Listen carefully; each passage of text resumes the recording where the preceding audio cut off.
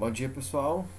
Vamos iniciar nossa correção aqui, tá? Dos exercícios que se iniciam na página 121.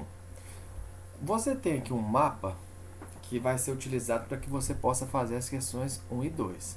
E aí, esse mapa aqui está te mostrando a distribuição geográfica das placas tectônicas no planeta, tá? E aí está te mostrando na legenda onde nós temos os vulcões ativos, o sentido das placas, tá? E o limite das placas. E aí, de acordo com a teoria das placas tectônicas, a crosta terrestre está dividida em placas de espessura média de 150 km, que flutuam sobre o substrato pastoso, a astenosfera. Número 1. Qual é a relação existente entre a teoria da deriva continental dos continentes e a teoria das placas tectônicas? Gente, vocês viram que a deriva continental é uma teoria que afirma que os continentes eles nem sempre tiveram o formato atual, que nós tínhamos um megacontinente chamado Pangeia, surgido na era paleozoica, e que ao longo das eras geológicas esse continente foi se dividindo até chegarmos na era cenozoica no formato atual. Tá? A teoria das placas tectônicas é uma teoria que fala que o nosso planeta, no caso a litosfera, que é a crosta terrestre, é dividida em grandes placas que se movimentam. E aí, qual a relação de uma teoria com a outra? Quando a teoria da deriva continental feita por Verne ela foi elaborada, Verne conseguiu realmente provar que os continentes eram unidos e que eles nem sempre tiveram o formato atual. No entanto, ele não conseguiu comprovar como que essas placas se movimentavam. Quando a teoria da tectônica de placas foi desenvolvida, ela foi desenvolvida porque nós conseguimos provar como essas placas se movimentavam. E nós vimos que essas placas se movimentavam através das correntes de convecção que existem no manto do nosso planeta e que fazem com que ocorra uma giração, um giramento de ar, fazendo com que essas placas se movimentem. E é essa corrente de convecção que movimenta as placas que também movimenta os continentes que fazem esse movimento até os dias atuais. Então, se nós formos estabelecer uma relação entre a teoria da deriva continental e a teoria da deriva da tectônica de placas, nós vamos chegar à seguinte conclusão. A mesma força, ou seja, correntes de convecção que movimentam as placas tectônicas é a mesma força que movimenta os continentes, ok? Vamos ver aqui a próxima questão. E aí a próxima questão é baseada também naquele mapa lá. É uma questão da Universidade Estadual do Maranhão. E aí tá assim, ó. A imagem abaixo apresenta a cordilheira dorsal atlântica em meio aos continentes americano e africano submersa no Oceano Atlântico. Essa aqui, ó. Aqui nós temos uma cordilheira, como nós já falamos ao estudar na semana passada, chamada dorsal mesoatlântica. É uma cordilheira que se formou, está submersa, e é a única cordilheira, ou seja, montanha do mundo, que não se formou pelo movimento convergente de placas, mas sim pelo movimento divergente. Na hora que esse movimento ocorre, o magma expele pela superfície, solidifica, e foi fazendo com que ocorresse um amontoado de rochas até formar essa dorsal mesoatlântica. E aí a letra A está te perguntando o seguinte, ó. Sobre a existência dessa cordilheira submersa, explique a teoria da tectônica de placas. Essa teoria nós já falamos ali na letra A. O que é a teoria da tectônica de placas? É uma teoria que afirma que o nosso planeta, a crosta terrestre é dividida em 15 grandes placas e que essas placas se movimentam, ocasionando terremotos, vulcanismos e, dependendo do tipo de movimentação, fenômenos individuais. Tá? E essas placas se movimentam pelas correntes de convecção que saem do manto terrestre. Ok? A letra B está o seguinte, ó. O que vem ocorrendo com o movimento das placas dos continentes mencionados? No caso aqui, ó, ele quer saber, quando ele fala assim, o que vem ocorrendo, ele quer saber qual que é o tipo de movimento que existe ali. O movimento existente entre a placa sul-americana e a placa africana, como a divisa delas está no oceano, é um movimento que divergente de placas. E esse movimento vem fazendo com que ocorra a expansão do fundo dos oceanos. Por quê? Porque ao se divergirem, ao uma placa se afastar da outra, o magma vai ser expelido do manto e aí ele está em grandes profundidades e com grandes temperaturas no estado pastoso. Na hora que ele sobe, ele tem um choque de temperatura com a água do oceano, se solidifica e expande o fundo dos oceanos. tá? Então o que vem ocorrendo com o movimento das placas desses dois continentes aqui é um movimento divergente de afastamento que provoca a expansão do fundo dos oceanos. Agora vamos ver aqui a número 3. A número 3 é o seguinte, ó, terremoto no Japão. Data, 10 de março de 2011. Magnitude, 8,9 graus na escala Richter. 8,9 graus, você quase chegou no máximo, que é 9. É um terremoto com alta capacidade de destruição. Número de mortes, 13 mil. E aí está te mostrando o IDH do Japão, que é o Índice de Desenvolvimento Humano, que vai de 0 até 1. O do Japão é considerado muito elevado, porque é 0,884. Depois mostra um terremoto no Haiti, onde ocorreu em 12 de janeiro de 2010, um ano e 12 meses antes, tá? A magnitude foi de 7 graus na escala Richter, o número de mortos foi de 2 mil, ou seja, foi um terremoto bem menor, a intensidade, tá? Só que matou muito mais pessoas.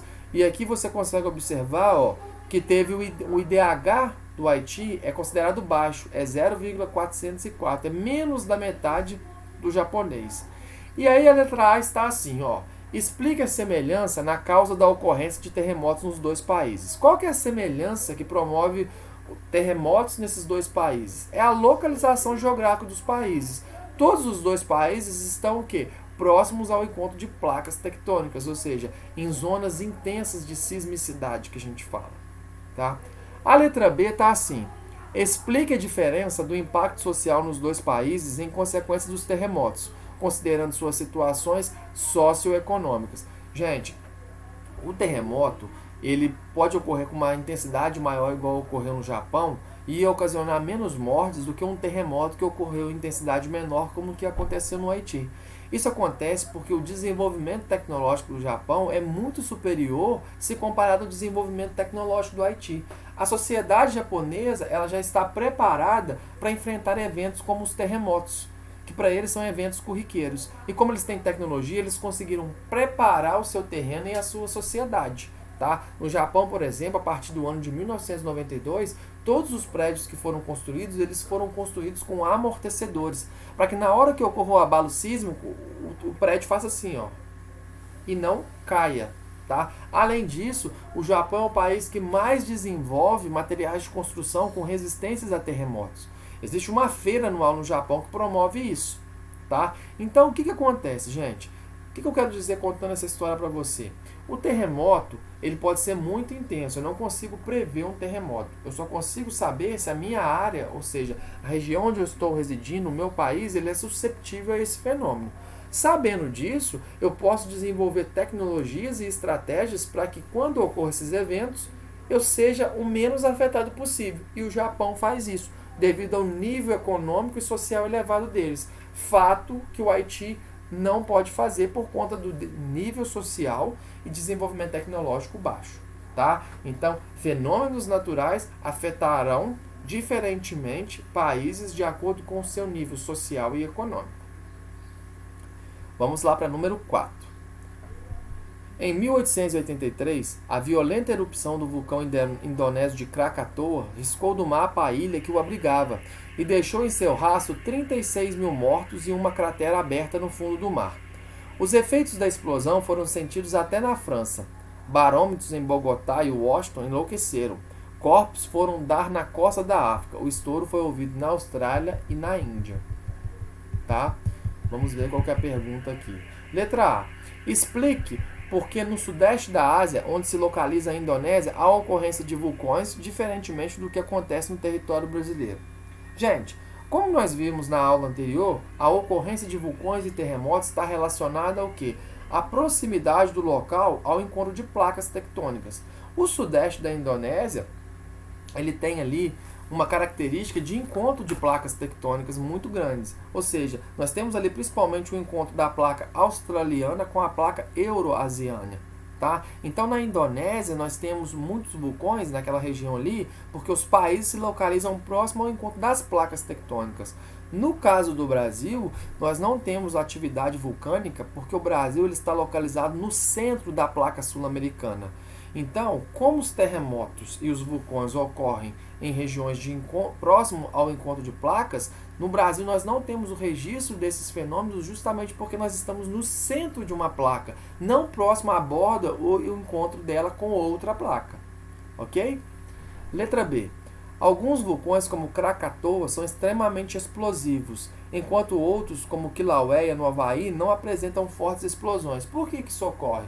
Isso ocorre, gente, porque onde o Krakatoa se localiza, no interior do nosso planeta, existem muitas barreiras geológicas. E aí é como se fosse o seguinte, ó.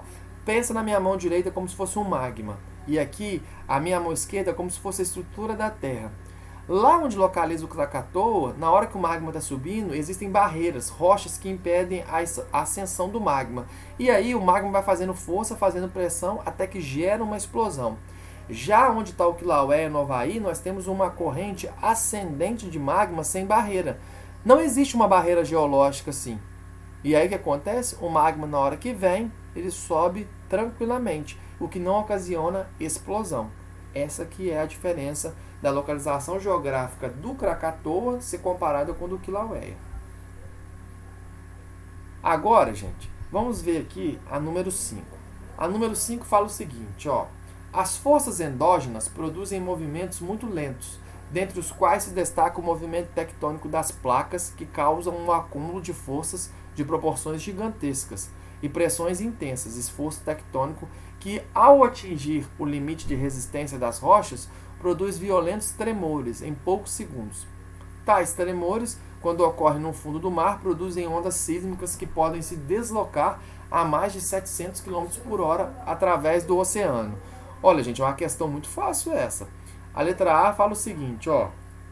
Qual é a denominação dada ao fenômeno que esses sismos produzem ao atingir a orla litorânea, gente? Aqui está falando o seguinte, que o epicentro do terremoto foi no oceano e que gerou ondas altamente elevadas e com velocidade muito acentuada.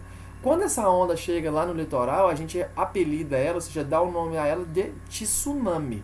Se você não utilizar tsunami, você pode também colocar maremoto, porque são palavras sinônimas, ok?